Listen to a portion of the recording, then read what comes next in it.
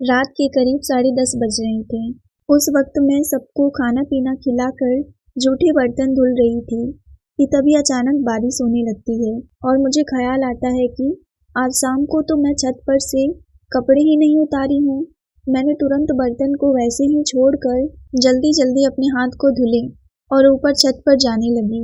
छत पर पहुंचकर मैंने सारे कपड़े जल्दी से समेट लिए और फिर मैं वहीं छत पर बने कमरे में उन सब कपड़ों को रखने गई।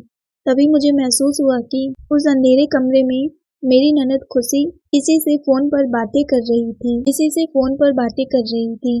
उस कमरे में बहुत अंधेरा छाया हुआ था। बारिश तेज होने के कारण सब कपड़े भीग चुके थे और मुझे उन कपड़ों को फैलाना था, तो मैंने कमरे की लाइट जला दी। लाइट ऑन होते ही जब मेरी ननद ने मुझे देखा तो वो घबरा गई, मानो कि मैंने उसकी चोरी पकड़ ली हो। मैं बोली, खुशी, तुम इस टाइम छत पर और अंधेरे कमरे में क्या कर रही हो? खुशी बोली, बस कुछ नहीं, वो मेरी सहेली का कॉल था और बारिश होने की वजह से नीचे मोबाइल का नेटवर्क नहीं आ रहा था, तो मैं यहाँ ऊपर आकर बातें करने लगी। वो मुझसे दबी दबी आवाज़ों में कह रही थी, पर मैं उस टाइम उस बातों को नज़रअंदाज कर दी।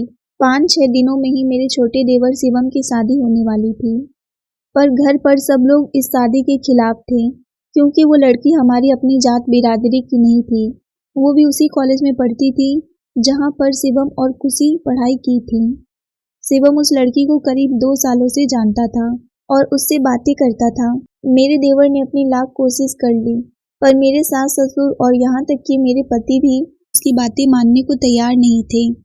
तब मेरे देवर ने धमकी दी, अगर मेरी शादी प्रीति से नहीं होगी तो मैं ये घर छोड़कर हमेशा के लिए भाग जाऊंगा। तभी मेरे सास ससुर ने कहा, लड़का जवान है, कहीं वो सच में कोई ऐसा वैसा कदम ना उठा दे और वो इस घर को छोड़कर चला जाए। इसीलिए सब लोग उसकी शादी के लिए तैयार हो गए। कुछ ही दिनों बाद हम सब लड़की को देखने लड़की के घर गए, तो वाकई प्रीति बहुत ही खूबसूरत लड़की थी और उससे बातचीत करके तो मेरा दिल भी खुश हो गया था। वो जल्दी ही मेरी देवरानी बनकर हमारे घर पर आ गई थी और जब मैंने उसे देखा तो मैं हैरान रह गई। मैंने देखा कि वो अपने साथ एक ट्रॉली बैग और उसके सिवाय एक पुराना बैग भी अपने साथ लेकर आई थी। मैंने सोचा कि दुल्हन तो अपने मायके से नए नए सामान लेकर आती है, पर ये अपने साथ पुराना बैग क्यों लेकर आई है? हमारे घर का नौकर उस बैग को उठाकर कमरे में ले जा रहा था। तब फिर मैं उससे बोली, लाओ मुझे दो ये बैग, मैं रख देती हूँ प्रीति के कमरे में। कि तभी प्रीति मुझसे कहती है, नहीं दीदी, आप रहने दो, मैं ये बैग खुद रख लूँगी।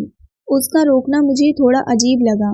मैंने सोचा, क्या मैं इसके बैग को अपने साथ लेकर कहीं भाग जाऊंगी और मैं भला क्या करूंगी इस पुराने बैग का, कि वो मुझे ऐसे बोली। खैर, शादी के कुछ दिनों बाद मैं किसी काम से जब प्रीति के कमरे में गई तो वो उस टाइम अपने रूम में नहीं थी कि अचानक मैंने देखा वही पुराना बैग साइड के कोने में रखा था। मैंने चोरी छुपके उस बैग को खोलकर देखा कि उसमें क्या है, पर ये क्या, उसमें तो पुराने पुराने कपड़े रखे थे। मैंने मन में सोचा, मेरी देवरानी प्रीति पागल वागल है क्या? वो ये पुराने कपड़ों को भला अपने साथ यहाँ लेकर क्यों आई है? तभी बाहर मेरी सास किचन से मुझे आवाज लगाती है। मैंने कहा, आई माँ जी। मैंने उस बैग की चैन को बंद करके उसके कमरे से बाहर आ गई और जब मैं किचन में गई तो मेरी सास कहने लगी, बहू, आज तुमने रोटियां नहीं बनाई हैं क्या? मैं बोली, बनाई तो हूँ। तो फिर तुमने उन्हें कहाँ छिपा कर रखा है आज? मुझे बहुत भूख लगी हुई थी और मैंने तुम्हें आवाज लगाई पर तुम अपने कमरे में दिखाई नहीं दी, तो मैं खुद किचन में खाना लेने आ गई, लेकिन मुझे रोटियां कहीं पर भी नहीं दिखी। मेरी सास की बातें सुनकर मैं हैरान हो गई, क्योंकि मैंने खुद अपने हाथों से सबके लिए इतनी सारी रोटियां बनाई थी और जब मैंने देखा तो सच में वहाँ रोटियां नहीं थीं।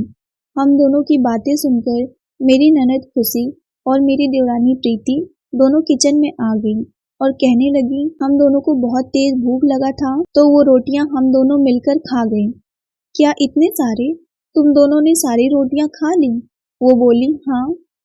मैं तो चौंक गई थी कि आखिर ये दोनों इतनी सारी रोटियां कैसे खा गईं। खैर, मैं अब थक गई थी तो मैंने नौकर से कहकर दोबारा से रोटियां बनवा दिया। मेरी देवरानी तो अच्छे मिजाज की थी और वो मेरी हर छोटी बड़ी कामों में मेरा हाथ भी बंटवा दिया करती थी। साथ ही वो मुझे अपनी बड़ी बहन की तरह मानती थी। हमेशा मुझे इज्जत और सम्मान भी देती थी, लेकिन कभी कभार उसका बर्ताव देखकर तो ना चाहते हुए भी मुझे उस पर शक होने लगता था, क्योंकि जब वो बाहर जाती थी कह के कुछ और जाती थी और काम कुछ और करके आती थी। साथ ही वो जब भी घर वापस आती थी तो उसके साथ में वही पुराना बैग होता था, और मैंने बहुत बार इस बात पर ध्यान भी दिया था। वो बाहर जाते वक्त भी वो पुराने बैग को ले जाती थी। उधर खुशी मेरी ननद का भी व्यवहार कुछ दिनों से बदला बदला सा लग रहा था। एक दिन मैं फिर से किसी काम को लेकर छत पर जा रही थी। छत की सीढ़ियां चढ़ते वक्त मैंने सुना कि खुशी फिर से किसी से बातें कर रही थी। थोड़ी देर और सीढ़ियां चढ़ने पर मैंने सुना कि खुशी बोल रही है कि तुम टेंशन ना लो, मैं सारा सामान अपने साथ लेकर आ जाऊंगी। उसकी ऐसी बातें सुनकर मेरा तो होश ही उड़ गया था। मैं सोच रही थी कि कहीं खुशी किसी के साथ भागने का प्लान तो नहीं बना रही है। आखिर वो कौन सा सामान को लेकर जाने की बोल रही है और किससे बोल रही है। उसके तो कॉलेज भी अभी बंद है। मैं परेशान हो गई थी। मुझे कुछ समझ ही नहीं आ रहा था कि ये सब क्या चल रहा है। मैंने अपने पति से ये सारी बातें बताई तो वो कहने लगे कि तुम जरा घर पर ध्यान रखा करो। मैं तो पूरा दिन ऑफिस में ही रहता हूँ, मैं कैसे देख पाऊंगा। तुम इस घर की बड़ी बहू हो तो तुम्हारा फर्ज है कि तुम घर पर अच्छे से देखभाल करो। मैं बोली ठीक है जी, मैं अपनी पूरी कोशिश करूंगी। सुबह हुआ तो मेरे पति और देवर दोनों नाश्ता करके ऑफिस चले गए थे। मैं भी नाश्ता बनाकर अपने कमरे में आ गई कि तभी मेरा बेटा कहता है, मम्मी सब्जी दो ना। मैं जब किचन में सब्जी लाने गई तो सारी सब्जियां खत्म थी। अब मुझे उन दोनों पर थोड़ा शक हुआ तो मैं उनके कमरे में उनसे पूछने गई। वो दोनों की दोनों अपने कमरे में नहीं थी। मुझे अब बहुत गुस्सा आने लगा था। सबसे पहले तो मैंने दोबारा से सब्जियां बनाई, फिर अपनी सास को भी खिला पिलाकर अपने कमरे में लेटी थी। करीब 2 घंटे के बाद बेल बजा तो मैं देखी कि खुशी और प्रीति दोनों घर पर आई हैं। मैं उन्हें एक नज़र से देखी जा रही थी। दोनों लड़खड़ाते लड़खड़ाते चल रही थी और आज उनके साथ वो पुराना बैग भी नहीं था। मैंने पूछा, देखो सच सच बताओ कि तुम दोनों मेरे पीठ पीछे ये सब क्या कर रही हो।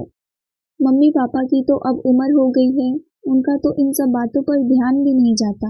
वो दोनों घबरा गई और एक दूसरे को देखने लगी। फिर वो बोली, भाभी आप मेरे साथ चलो, आपको सब पता चल जाएगा। मैं भी आज सब सच जानना चाहती थी और उनके साथ चल दी। वो लोग मुझे एक अनाथ आश्रम में ले गई। मैंने कहा, तुम लोग मुझे यहाँ क्यों लेकर आई हो। मेरी देवरानी बोली, आप अंदर आओ। मैं जब अंदर गई तो मैंने देखा वो पुराना बैग वहीं पर रखा था और वहाँ की लड़कियों ने उसमें रखे सारे कपड़े पहन रखे थे। अब मुझे कुछ कुछ समझ आ गया था। तभी प्रीति बोली, दीदी ये कपड़े इन बच्चों के लिए मैं अपने मायके से लेकर आई थी। शादी के बाद आखिर ये कपड़े फेंके जाते। मैंने सोचा क्यों ना मैं ये कपड़े इन्हें देकर इनकी मदद की जाए। और जब घर पर उस दिन रोटियां खत्म हो गई थी तब वो रोटियां हम लोग यहीं पर लेकर आए थे इन बच्चों के लिए। खुशी बोली, भाभी मैं उस दिन छत पर छुपकर यहीं अनाथ आश्रम में बातें कर रही थी। हमें लगा था अगर घर पर पता लगेगा तो सब लोग ऐसा करने से रोक देंगे। मैं चुप थी, मेरे पास कोई शब्द न था। वाकई वो दोनों भलाई और अच्छाई का काम कर रही थी। मैंने कहा, अच्छा वो सब तो ठीक है, पर तुम दोनों आज लंगड़ाते लंगड़ाते क्यों चल रही हो। ऐसा तो नहीं होता कि एक टाइम पर दोनों के पैरों में दर्द हो। वो बोली, दीदी आज जब हम दोनों सब्जियां लेकर यहाँ देने के लिए आ रही थी कि तभी कुछ कुत्तों ने खाने की महक से हमारे पीछे आने लगे। हम लोग बहुत तेजी से दौड़कर भागे। अचानक हम लोग के सामने एक पत्थर आ गया और हम लोग गिर गए। तभी हमारे पैरों में चोट की वजह से हम लोग लंगड़ाते हुए चल रहे हैं। मैं अपने आप को मन ही मन कोस रही थी। मैं तो हमेशा घर गृहस्थी में ही लगी रहती हूँ। आज तक मैंने दान पुण्य जैसे भलाई के काम नहीं किए और इन पर भी मैं सबकी नज़रों से देख रही थी। मैंने दोनों से माफ़ी मांगी क्योंकि उन दोनों ने मेरी आंखें खोल दी थी। अब से मैं भी उनकी इस काम में मदद किया करती थी। कई बार हमें दिखता कुछ और है और सच्चाई कुछ और होता है, इसीलिए बिना सच जाने कभी किसी को गलत ना बोलें। उम्मीद करती हूँ आपको ये कहानी पसंद आई होगी। कहानी पसंद आई हो तो वीडियो को लाइक, शेयर और सब्सक्राइब करके बेल आइकन ज़रूर दबाएं। धन्यवाद।